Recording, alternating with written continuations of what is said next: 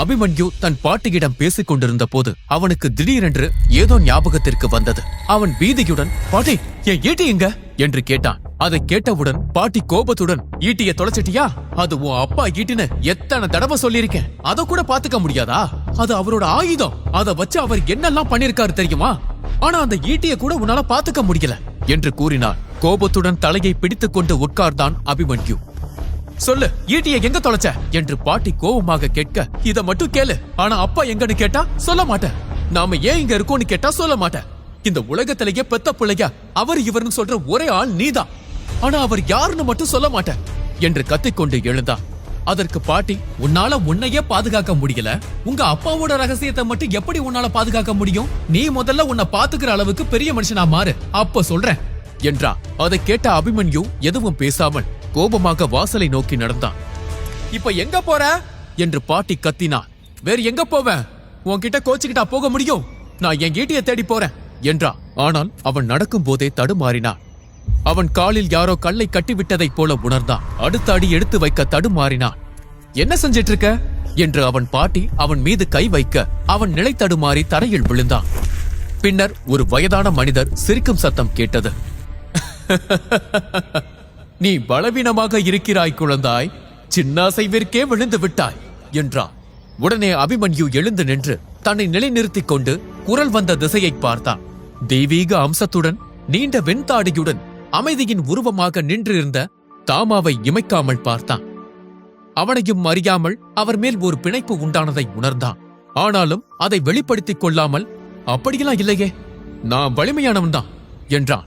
பின்னர் அவன் சுவற்றை பிடித்துக் கொண்டு அவரை பார்த்து, சரி, என்ன சொல்றீங்களே, நீங்க வலிமையானவரா என்று கேட்டான். அதை கேட்டவுடன் அவன் பாட்டியிடம் இருந்து ஒரு அடி விழுந்தது. பெரியவங்க கிட்ட மரியாதையா பேசு என்றார். அதை கூறிவிட்டு அவள் வீட்டிற்குள் சென்றார். அதை பார்த்த அந்த முதியவர் சிரிக்க ஆரம்பித்தார். நீ ஒரு அற்புதமான குழந்தை என்றார். பின்னர் அந்த முதியவர் தன் முதுகிற்கு பின்னால் இருந்த ஒரு ஈட்டியை எடுத்து அதை அபிமன்யுவை நோக்கி நீட்டினார். இதைத்தானே தேடுகிறாய் என்று கேட்டார். தங்க நிறத்தில் அந்த ஈட்டி பிரகாசித்தது. அதை கண்டதும் அபிமன்யு மகிழ்ச்சி அடைந்தார். பின்னர் அவன் முகம் மாறியது. ஏனெனில் அவன் ஈட்டி இப்போது குட்டையாக மாறியிருந்தது. அது அவனது இடுப்பின் அளவை விட மிக குள்ளமாக மாறியிருந்தது. இது ஏன் ஈட்டிதான், ஆனா இது எப்படி இவ்வளவு குட்டையா மாறுச்சு? ஏன் ஈட்டி 5 அடி நீளம் இருந்தது, ஆனா இது இப்போ 2 அடி கூட இருக்காது போல. இதை கேட்ட முதியவர் சிரித்து விட்டு அந்த ஈட்டியை இறுக்கி பிடித்து சுழற்றினார். அது மீண்டும் 5 அடிக்கு மாறியது. ஓ, ஈட்டிக்குள்ள என்ன இருக்குன்னே உனக்கு தெரியலையா என்றார். பின்னர் அவர் அபிமன்யு சுதாரிப்பதற்குள் அவனை நோக்கி வீசினார். திடீரென்று ஈட்டி தன்னை நோக்கி வருவதைக் கண்ட அபிமன்யு பயந்தான். ஏனென்றால் அவன் இதற்கு முன்பு ஒருபோதும் அதை பயன்படுத்தியதில்லை. அதை அவன் தோட்ட வேலைகளுக்கான கம்பு போலதான் பயன்படுத்தினான். ஆனால் இன்று அவனது கண்கள் பிரகாசித்தன. மழையில் நடந்தது அவன் ஞாபகத்திற்கு வந்தது. அவன் வேகமாக பாய்ந்து ஈட்டியை வேகமாக பிடித்து அதை மிக வேகமாக சுழற்றினான். அவன் தன் ஈட்டியை சுழற்றும் போது காற்று கூட உள்ளே வர முடியவில்லை. அவன் ஈட்டியை சுழற்றி ஒரு வீரனைப் போல தரையில் நங்கென்று இறங்கினான். அதைக் கண்ட முதியவர் ஆச்சரியப்பட்டார். இதை எங்கிருந்து கற்றுக்கொண்டார் என்று கேட்டார். உடனே அபிமன்யு, அது ரகசியம், அதெல்லாம் சொல்ல முடியாது என்றான். ஏனெனில் வந்திருப்பது தாமாதான் என அபிமன்யுவிற்கு தெரியும். அக்னி கிரந்தம் அவருக்கு சொந்தமானது. அப்படி இருக்கையில் அதில் இருந்துதான் அதை கற்றுக்கொண்டேன் என்று அவனால் எப்படி சொல்ல முடியும்? என்கிட்ட அவரோட புத்தகம் இருக்குன்னு தெரிஞ்சா இவர் என்ன கொன்னுடுவாரு என்று அபிமன்யு மனதிற்குள் நினைத்துக் கொண்டார்.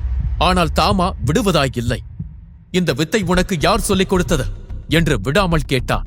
உடனே அபிமன்யு, சரி சொல்றேன், என் தாத்தா மிக சிறந்த போர் வீரர். நான் சிறுவனா இருக்கும் போதே அவர் எனக்கு இதையெல்லாம் கத்துக் கொடுத்தார். அதோட என்ன சாதாரண பொடியன்னு நினைச்சிடாதீங்க. நான் பிரம்மபுரியிலேயே ரொம்ப இளமையான, திறமையான மற்றும் வலிமையான போர் வீரன் என்றார். அப்படியா என்று தாமா கேட்டார். அப்படித்தான். உங்களை காப்பாத்தினது யார் தெரியுமா? அது இந்த அபிமன்யுதான் என்றதும் உடனே தாமா, நீ எப்ப என்ன காப்பாத்தின? வானத்துல இருந்து விழுந்த என்ன தாங்கி பிடிச்சது என் நண்பன் நரசிம்மன் தானே. நீ அந்த சுற்று வட்டாரத்தில் கூட இல்லையே என்றா. இப்ப புரியுது, உங்களுக்கு வயசாகிடுச்சு, அதான் உங்களுக்கு எதுவும் தெரியல. நல்லா யோசிச்சு பாருங்க, உங்களை நரசிம்மர் காப்பாத்திருக்கலாம், ஆனா அவர் எப்படி அங்க வந்தாரு? எச்சரிக்கை ஜோதியை ஏத்துனதுனால தானே வந்தாரு. எச்சரிக்கை ஜோதியை யார் ஏத்துனது? போய் சந்தையில கேட்டு பாருங்க. மாவீரன் அபிமன்யு தான் அதை செஞ்சான்னு எல்லாரும் சொல்லுவாங்க. நான் மட்டும் நீங்க வானத்துல இருந்து விழுறத பார்த்து ஜோதிய ஒளிர வைக்கலைன்னா நரசிம்மரால மட்டும் இல்ல, யாராலையும் உங்களை காப்பாத்திருக்க முடியாது என்றான். அதை கேட்டதும் தாமா அதிர்ச்சி அடைந்தார். அவர் தனது சாதுரியத்தை பயன்படுத்தி அபிமன்யுவை சோதிக்க முயன்றார். ஆனால் அவரால் அது முடியவில்லை. அதனால் அவர் ஆச்சரியத்துடன் அபிமன்யுவை பார்த்து, சரி, நான் வானத்திலிருந்து விழுந்ததை தரையில் இருந்து நீ எப்படி பார்த்தாய்? 3 சக்கரத்தை திறந்தவனால் மட்டும்தான் அதை செய்ய முடியும் என்று அவர் கேட்க, உடனே அபிமன்யு கோபத்துடன், இங்க பாருங்க, நீங்க ரொம்ப கேள்வி கேட்கறீங்க. நான் தான் சொன்னனே, நான் இந்த பிரம்மபுரியிலேயே வலிமை வாய்ந்த வீரன். என் பார்வை என் ஈட்டியை விட கூர்மையானது. என்னால தூரத்துல இருந்தே தாக்குதலையும் ஆபத்தையும் உணர முடியும். ஏன் அந்த பொண்ணு, அவ பேர் என்ன? அருந்ததி. அவ ஏதோ பண்ணி எல்லார் கண்ணிலையும் மண்ண தூவன போது கூட எனக்கு ஒண்ணும் ஆகலையே. மத்தவங்க மாறி நான் தரைய பார்த்துட்டு நிக்கல, நான் நிமிந்து போற பார்த்தேன். உங்களுக்கு நம்பிக்கை இல்லையா? ஒரு வெள்ளப்புலி ரெக்கையோட வந்துச்சு. நீங்க நெருப்புல வில்ல உருவாக்குனீங்க. நரசிம்மர் இந்திரபுரிக்கு கேடயம் போட்டாரு. இதெல்லாம் எனக்கு எப்படி தெரியும்? இந்த ஒரு சிப்பாய்ங்க கூட அதை பார்க்கல, நான் தான் பார்த்தேன் என்றான். அபிமன்யு சொன்னதை கேட்க கேட்க தாமாவின் கண்கள் விரிவடைந்தது. அவர் ஆச்சரியத்துடன் அபிமன்யுவை பார்த்தார். ஆனால் அபிமன்யு அவரை பார்த்து, உங்க கேள்வியெல்லாம் முடிஞ்சிருச்சா? நீங்க ஒரு உதவி பண்ணீங்க, நான் ஒரு உதவி பண்ண, எல்லாம் சரியா போச்சு. இனிமே என்ன தொல்லை பண்ணக்கூடாது, என்ன தேடி வரக்கூடாது, சரியா என்று கேட்டான். அதை அவன் சொல்லி முடிக்கும் போது அவன் கழுத்தில் இன்னொரு அறை விழுந்தது. அபிமன்யு வேதனையில் ஆ என கத்தினான். அதை பார்த்து தாமா சிரிக்க ஆரம்பித்தார். அப்போது அபிமன்யுவின் பாட்டி, யாருக்கிட்ட எப்படி பேசணும்னு உனக்கு தெரியாதா? அவர் நம்ம தளபதியோட நண்பர். அது மட்டுமல்ல, அவர் ஒரு சிறந்த போர் வீரரும் கூட. நீ அவரோட வாக்குவாதம் செய்றியா? உனக்கு விளையாட்டு புத்தி அதிகமாயிருச்சு. முதல்ல அவருக்கு தேநீர் எடுத்துக்கொடு என்றான். அபிமன்யு தன் கழுத்தை தடவிக்கொண்டே தேநீரை பரிமாறத் தொடங்கினான். அப்போது அபிமன்யு தன் குரலை தாழ்த்தி கொண்டு, இங்க பாருங்க, எனக்கு நிறைய வேலை இருக்கு. இன்னும் 2 நாள்ல சதய விழாவோட மாவீரர் போட்டி அரங்கேற போகுது. அதுல வெற்றி பெற்றா பெரிய வெகுமதி கிடைக்கும். அதுல நான் பங்கேற்கணும். அதனால தயவு செஞ்சு தேநீரை குடிச்சிட்டு கிளம்புங்க. நான் என் பயிற்சியை துவங்கணும் என்றான். தாமா அவனை பார்த்து, சக்தியை எழுப்பி உனக்கு தாக்க தெரியுமா என்று கேட்டார். தெரியாது. போர் நுட்பம் கத்துக்கிற அளவுக்கு என்கிட்ட பணம் இல்ல. அதை கத்துக்க ஆசிரியர் வைக்கவும் பணம் இல்ல. ஆனா எப்படி தற்காத்துக் கொள்றதுன்னு எனக்கு தெரியும் என்றான். இதை கேட்டதும் தாமா தேநீர் கோப்பையை கீழே வைத்துவிட்டு, சரி வா, நடந்துட்டே பேசலாம் என்றார். பின்னர் அவர் அபிமன்யுவின் பாட்டியை பார்த்து, நான் கிளம்புறேம்மா. உங்க தேநீர் மிகவும் சுவையாக இருந்தது. அது என் காயங்களை ஆற்றியது. நான் மீண்டும் உங்களை சந்திக்க வருவேன் என்றார். ஐயா, என் பேரன் ஏதாவது தவறு செஞ்சிருந்தா தயவு செஞ்சு அவனை மன்னிச்சிருங்க என்றார். உடனே அபிமன்யு, பாட்டி, நான் அவரை சந்தைக்கு அழைச்சிட்டு போறேன். அவர் இன்னைக்குதான் பிரம்மபுரிக்கு வந்திருக்காரு. அவருக்கு எதுவும் தெரியாது. நான் அவருக்கு உதவ போறேன் என்றான். அபிமன்யுவின் புத்திசாலித்தனத்தை பார்த்த தாமா பிரமித்தான். சரி, அவரோட போ. ஆனா உதவி செய்யறேன்னு உபத்திரம் செய்யாதே என்றார். பின்னர் தாமாவும் அபிமன்யுவும் சந்தையை நோக்கி நடக்கத் தொடங்கினர். நான் உங்ககிட்ட ஒன்னு கேட்கலாமா என்று அபிமன்யு கேட்டான். கேளு, உனக்கு இல்லாத உரிமையா? என்ன இருந்தாலும் நீ ஒரு போர் வீரன். என் உயிரை வர காப்பாத்திருக்க. நீ என்ன வேணாலும் கேட்கலாம் என்றா. சரி, உங்க பெயர் என்ன? முதியவர் சிரித்துக் கொண்டே, என் பெயர் என்று அவர் யோசித்தார். பெயர் அப்புறம் சொல்றேன். போர்க்களத்துல என்ன எப்படி அழைப்பாங்கன்னு வேணா இப்ப சொல்றேன். போர்க்களத்தில் என்ன வேட்டை புலின்னு அழைப்பாங்க. என்னை கண்டு எதிரிகள் நடுங்குவாங்க. ஏன், உங்க நரசிம்மராலேயே என் வேகத்துக்கு ஈடு கொடுக்க முடியாது. அவர் என்கிட்ட தோற்று கூட போயிருக்கார் என்றா. உடனே அபிமன்யு சிரித்தான். உங்களுக்கு இவ்வளவு போய் ஆகாது. நீங்களாவது நரசிம்மரை தோற்கடிப்பவராவது. நரசிம்மர் சிங்கம். அவரை யாராலும் தோற்கடிக்க முடியாது. நீங்க என்ன விட நிறைய பொய் சொல்றீங்க என்றா. உடனே தாமா, சரி, இப்போதைக்கு அப்படியே வைத்துக்கொள் என்றா. அதை கேட்ட அபிமன்யு சிரித்துக்கொண்டே, அப்படின்னா நான் உங்களை எப்படி அழைக்கட்டும்? புலின்னா இல்ல மூத்த புலின்னா? இல்ல, அது நல்லா இருக்காது. கிழட்டு புலி, இது எப்படி இருக்கு என்று கேட்டான். அதை கேட்ட தாமா முறைத்துக் கொண்டே, உன் பாட்டி சொன்னதை போல உனக்கு விளையாட்டு புத்தி அதிகம்தான். இந்த தாமாவை கிழட்டு புலின்னு அழைக்கிற அளவிற்கு தைரியம் இருக்கா என்றா. ஏன் அழைக்க கூடாதா? அப்படி அழைச்சா உனக்கும் மத்தவங்களுக்கும் என்ன வித்தியாசம்? என்ன வித்தியாசம்? ஒரு போர் வீரன்னா என்னன்னு தெரியுமா? தெரியுமே, நல்ல சண்டை போடுறது. இல்லை, தான் கொண்ட தர்மத்தின் பக்கம் நிலையாக நிற்பவன் தான் ஒரு நல்ல போர் வீரன். சரி சரி, உங்க போதனையை நிறுத்துங்க. நான் சொன்னது தப்புதான், என்ன மன்னிச்சிடுங்க. அதற்கட்டும், உங்க நெத்தில எப்படி இவ்வளவு ஆழமான காயம் ஏற்பட்டுச்சு? அதை கேட்டதும் தாமா திடுக்கிட்டார். அவர் கண்கள் சுருங்கின. அவரது உடல் நடுங்கியது. அவரது உடலில் இருந்து ஒரு நெருப்பு சக்தி கிளம்பியது. அதை பார்த்ததும் அபிமன்யு திடுக்கிட்டு பின்வாங்கினான். ஏன் கோவப்படுறீங்க? நான் எதுவும் தப்பா கேட்கல, கொஞ்சம் அமைதியாகுங்க என்றான்.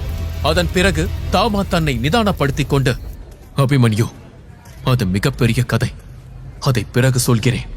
அதற்கு முன்னால் நீ செய்ய வேண்டியது ஒன்று இருக்கிறது என்று கூறி அவர் தன் நடையை நிறுத்தினார். தன் இடது பக்கத்தில் இருந்த கோட்டை வாயிலை கை காட்டினார். அது சத்திரிய மன்றம். அதை கண்டதும் அபிமன்யு திடுக்கிட்டான். நூற்றுக்கணக்கான வீரர்கள் அங்கு வரிசையாக நின்று கொண்டிருந்தனர். அதுதான் மாவீரர் போட்டி நடக்கப் போகும் இடம். அபிமன்யு ஆச்சரியத்துடன், இத்தனை பேரா?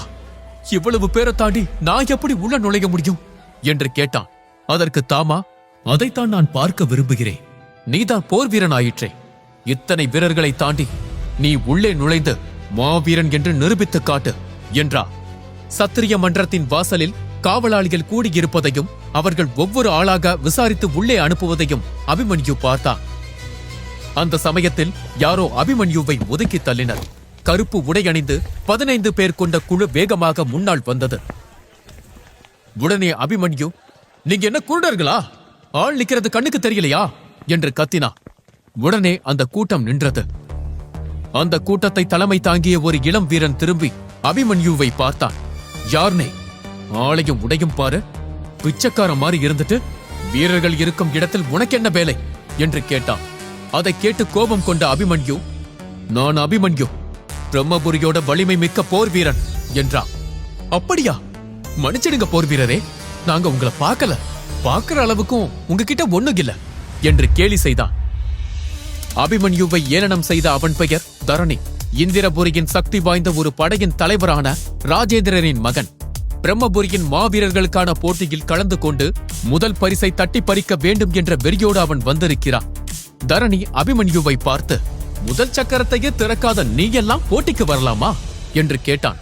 அதற்கு அபிமன்யு, முதல் சக்கரத்தை திறந்தும் கடந்த ஆண்டு போட்டியில தோத்த நீ திரும்ப வரலாமா என்று பதிலுக்கு கேட்டான். அபிமன்யுவின் வார்த்தையை கேட்டு சுற்றி நின்று கொண்டிருந்த மக்கள் சிரிக்க ஆரம்பித்தனர்.